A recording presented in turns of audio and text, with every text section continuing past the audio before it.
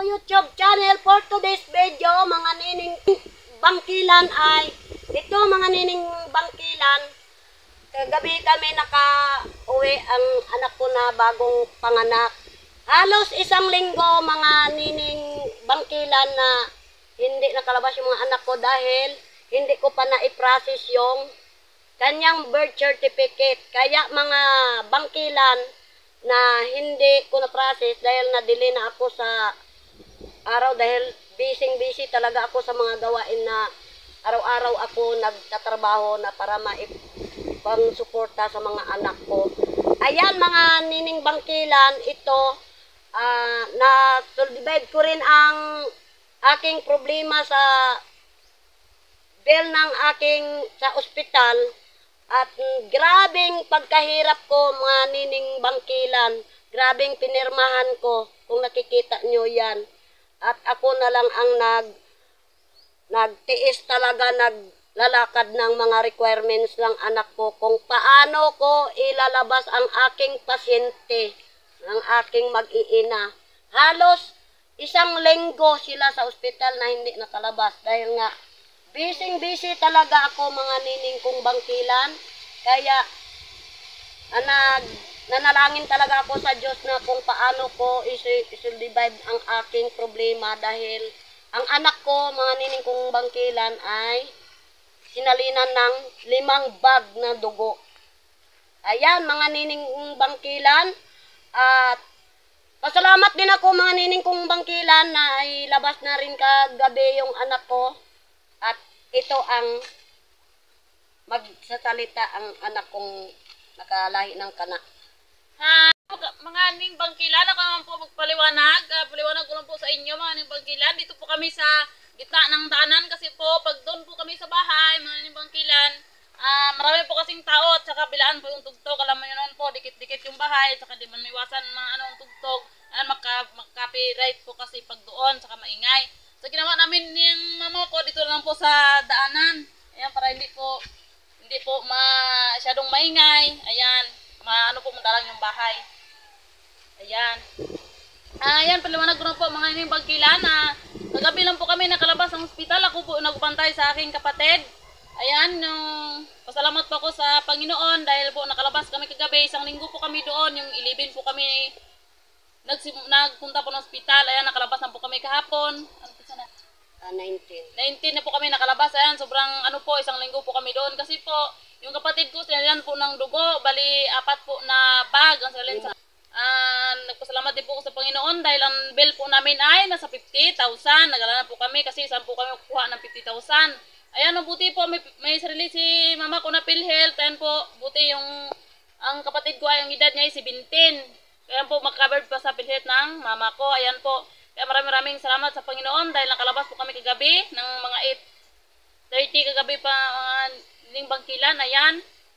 Kaya doon po ngayon yung kapatid ko mga panganak sa bahay. Ayan, marami po kasing tao at nagtingin sila ng bibi. Ayan, kaya dito na po kami nag-vlog ni mama sa tabing daanan. Ayan, kung napansin nyo mga nining bangkilan, dito na po kami sa tabing daanan. Ayan.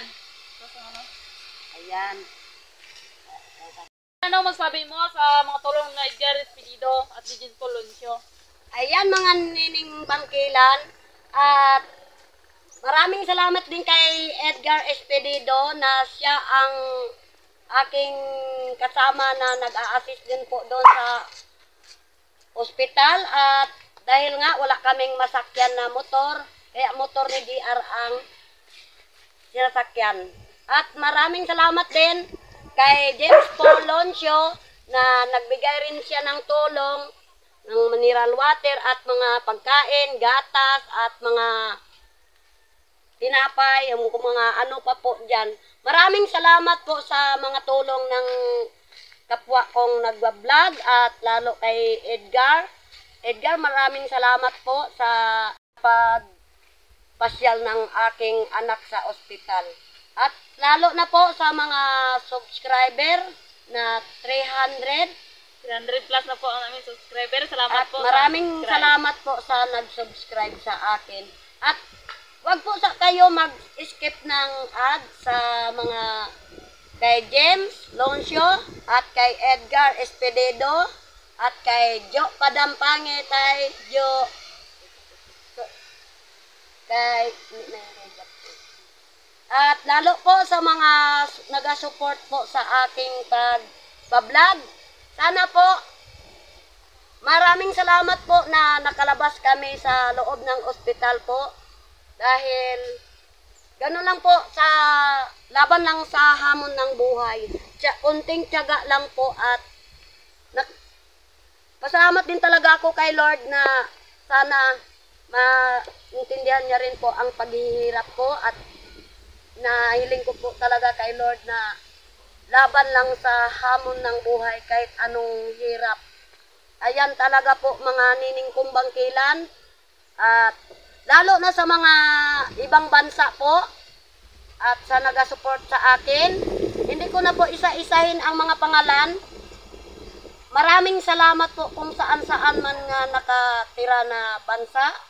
At maraming salamat po sa nagasuporta po sa akin. Ayan po mga nining bangkilan. Maraming salamat.